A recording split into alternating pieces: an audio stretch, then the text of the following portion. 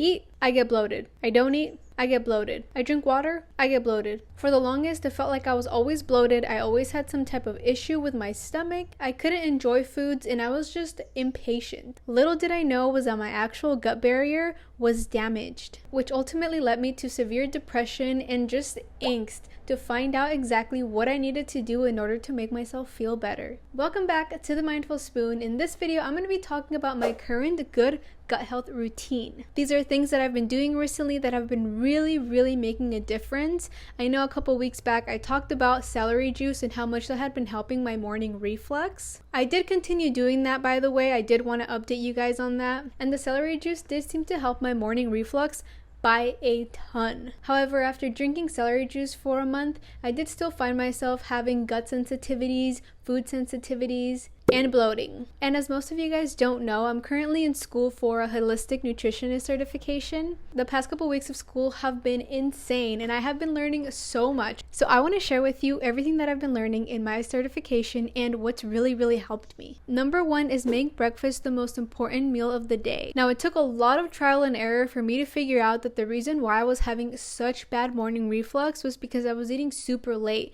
My dinner was super late. Sometimes I would have a snack before bed or a snack in bed. And if you've done a couple of research on heartburn and acid reflux and just gut issues in general, eating before bed is probably one of the worst things that you can do. I believe people suggest to eat your last meal 3 to 4 hours before you actually go to bed so that everything's digested, because when things aren't digested, they ferment in your stomach and then create gases and discomfort. So by making breakfast the biggest meal of the day, you're able to have more satiety through the day. You're also more likely to crave less sweets, and you're more likely to eat such big meals at night. Make dinner the smallest meal you can. Nothing super heavy or greasy. So yes, if you want to get rid of your morning heartburn, try not eating too late. Try not eating midnight snacks as well. Next is water. The way you drink water, when you drink water, how you drink water, really just affects your stomach and the way that you bloat. And this is something that we don't think about a lot because we're forced to drink a lot of water. We're said to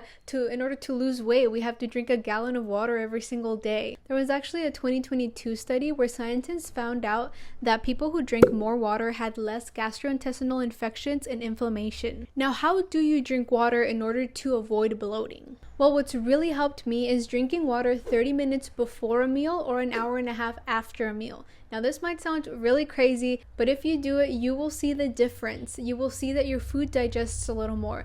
Why does this work? This works because if you drink water while you're eating, you're diluting the digestive juices in your stomach. Now, if you're diluting the acidity that's supposed to break down the proteins, carbs, and fats in your food, it can instantly increase bloating and interfere with digestion. Really, it'll just make your stomach not be able to break down that food. And again, a lot of times when you can't break down food, it ferments, and then that's how it causes bloating and gases. This is definitely going to cause some time to get used to, but so far it's been a huge help for me. I literally don't have any discomfort after my meals anymore ever since I started doing 30 minutes of water before my meals or an hour and 30 minutes after my meal. The next thing that I've been adding to my routine that I've seen huge differences with is l-glutamine. Now, you can get l-glutamine, and you've probably heard it through a lot of gut health TikToks and videos. You can get it normally through foods like broccoli, asparagus, and bone broth. Or you can get it in powder form. That's what I do. I get it in powder form at Whole Foods and I drink it 3 times a day. One in the morning in an empty stomach,